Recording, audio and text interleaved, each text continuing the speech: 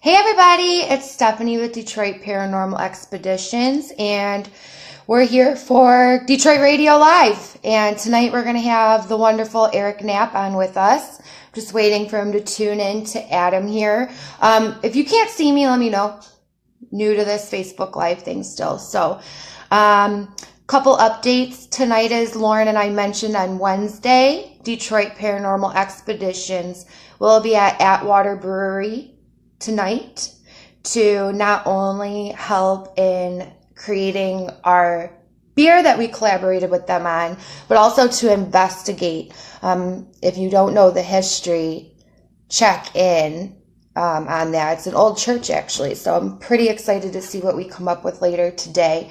And we will be going live from there too, so check that out. Other than that, we're going to Ashmore at the end of March, Ashmore Estates in Illinois, and have a lot of other exciting things coming up, so stay tuned. And I'm bringing Erik in now.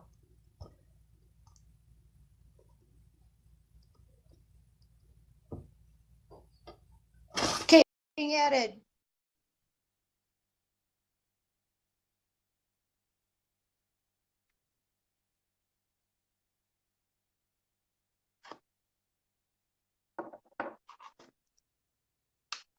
Dude.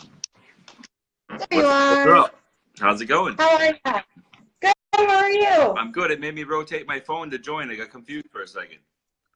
Oh, is that my fault because I have it sideways? Yeah, so it made me rotate mine. I'm sorry. I'm still getting used to the whole Facebook Live situation. So thanks for being on with us tonight. Oh, anytime. I'm glad to be here. Thanks for having me. Yeah, appreciate it. So is it hard to see me? No, I can see you. No, I can see you good. Okay. So I know first and foremost, we want to dedicate tonight's show to Erik's mom, Denise. Yes, absolutely. You know, today I got the news that she was in the hospital, rushed to the hospital and having emergency surgery for having her gallbladder removed. So, you know, kind of a shock, kind of, you know, a pain in the butt kind of day, but she's doing all right. She's in recovery now, out of surgery. So I was able to actually speak to her for a couple of minutes while she was awake. So she seems to be doing really well and pretty much told me to leave. She wants to sleep. So, so that's what I did. Good. Well, we're all sending her positive vibes and energy and love. So thank you. Thank you. So Erik, let's start out with the basics. Paranormal investigating. How did it start? What brought you to it? Good God. I'm going to go back, way back. I was 13 years old, and I had an experience that most people will never have an entire lifetime. I saw a full-bodied apparition disappear in front of my face. It looks like a solid figure. It was an old man, and I still remember his face to this day. It's one of those things that you'll never forget what he looked like. You know, our eyes locked for what seems to be like 10 seconds. It was probably a millisecond that he disappeared in front of my face. And at the time, I was 13, so I was scared the living hell out of me. And did you tell anyone? Oh, yeah. I was actually with 3 friends of mine, and they weren't in the same area I was, so they didn't see it with me. But I told them what had happened, and being young and stuff, we all screamed like little girls, and we all ran.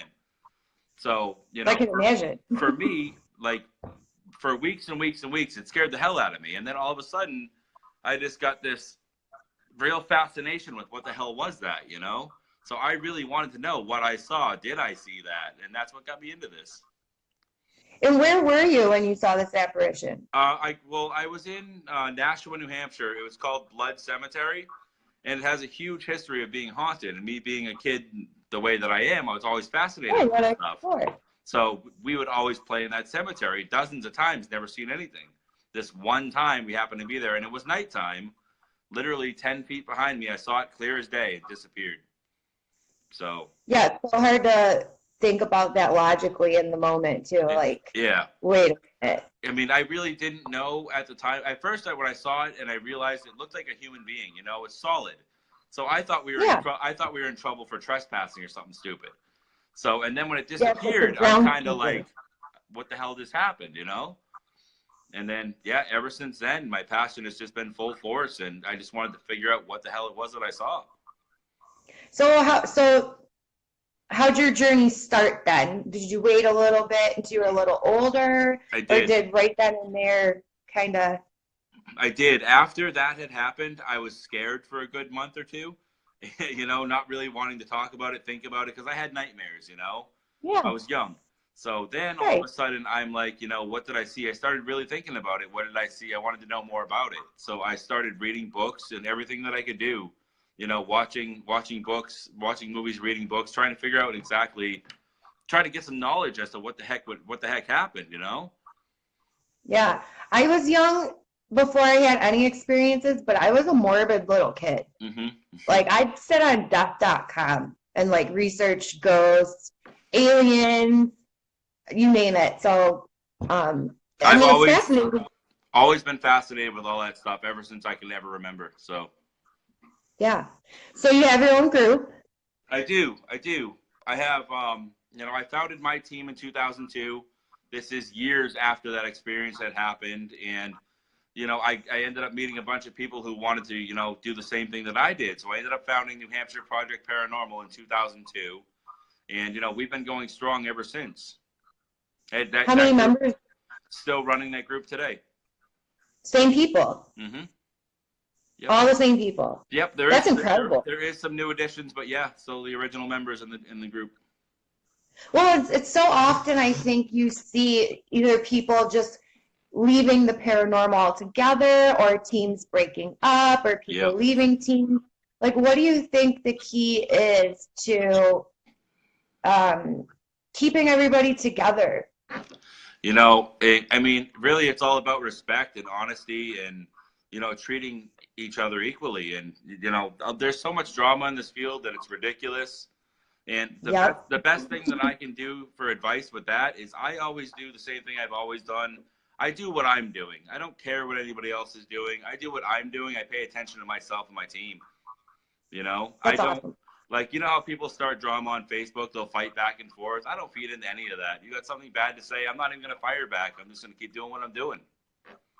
Right. I don't have time for it.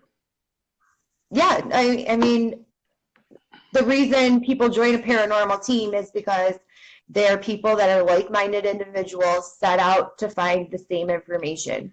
Uh-huh. Is there life after death? Exactly. Do spirits exist? And I think every certain member of a team plays a pivotal role, whether it's realized at every moment or not. I agree. That's great. I applaud you for keeping your group together for so long. It's sad to see when these things happen. People post about it all the time, like you said, and it's, let's stick together, guys, empower each other.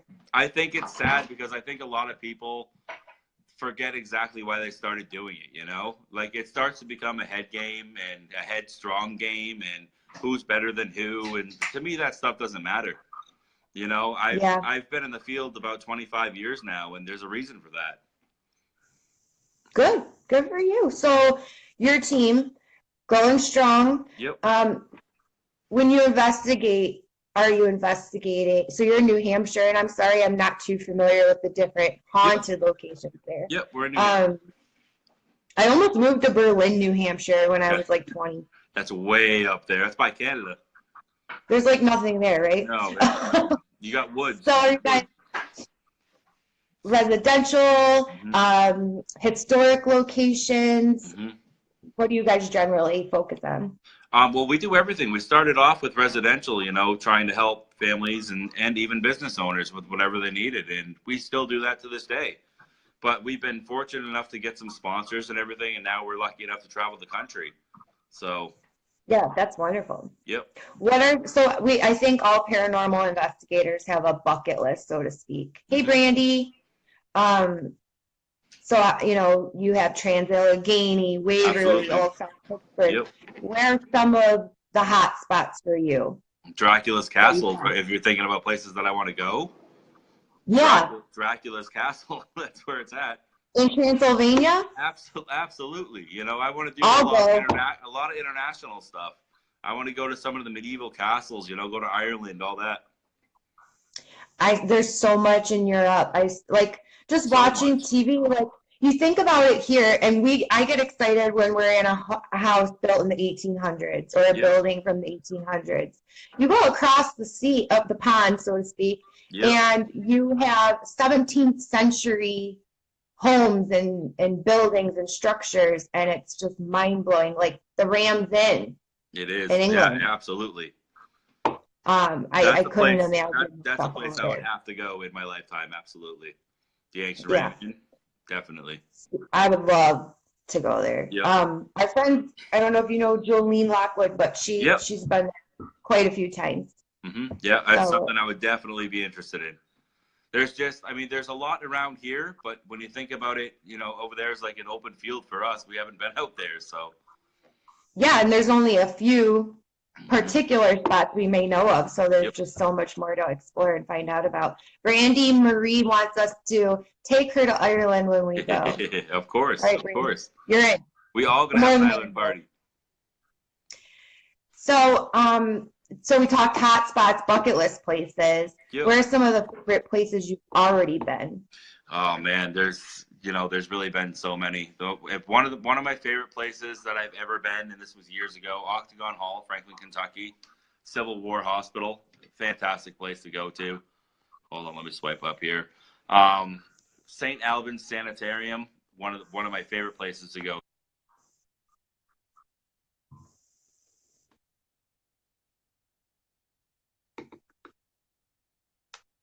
I think we lost you.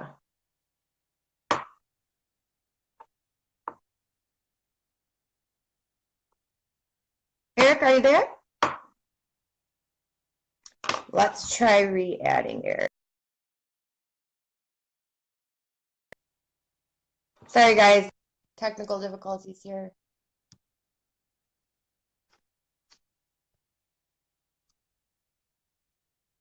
Todd, DPX is going to Atwater by the park tonight. Super excited.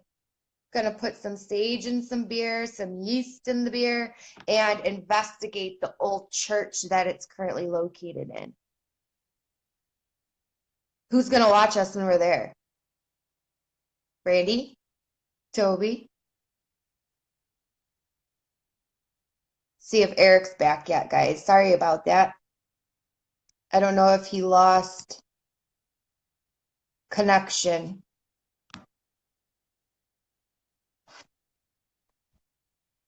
Yeah, he shouldn't have swiped up, right, Sean? Now he's gone. Hey, Chris, how are you? Thanks for tuning in. We're just waiting for Eric to reappear. We lost him somehow.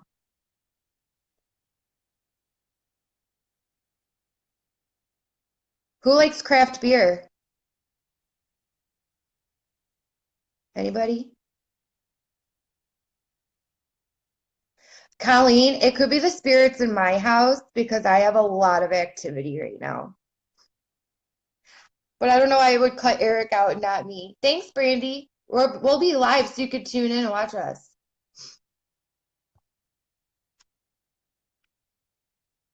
A ghost got him. Maybe. Maybe he's getting back at him for messing with James' interview the other day. Well, Chelsea, I don't know if you're in Michigan, babe, but we're doing a collab with Atwater. Hello from the other side, just like a doll. Jules, DPX is founded by Todd Bonner and Jeff Adkins, but I am a investigator and medium on the team.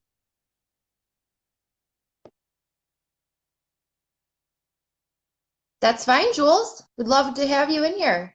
Learn more about us. Well, while we're still waiting for Eric, I'll talk about our May 5th event, which we're very, very excited about. Center Stage Events presents DPD, the 6th Precinct here in downtown Detroit. You guys, this police station has been around since the early 1900s. The riots in Detroit in the 1930s happened there. And we've been blessed to be able to investigate this space on more than one occasion and had some crazy stories to tell. But there will be John Tenney, Greg Newkirk, Dana Newkirk, Todd Bonner, and Jeff Atkins. And the rest of the DPX crew will be there helping out. And tickets are on sale right now. So if you're interested, check that out. It's going to be a wild night.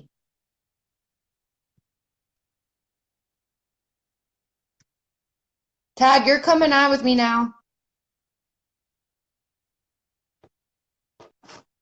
I'm adding Todd while Erik figures out his internet situation. Jules, you're a medium? Super cool. Where do you live?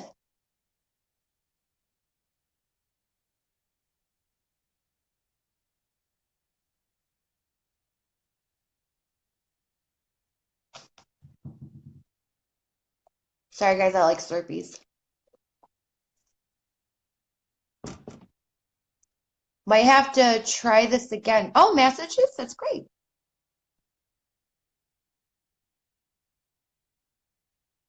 All right, guys, stand by. And I'm going to restart the live. I apologize, but I got to get Erik back. So be right back. Don't leave.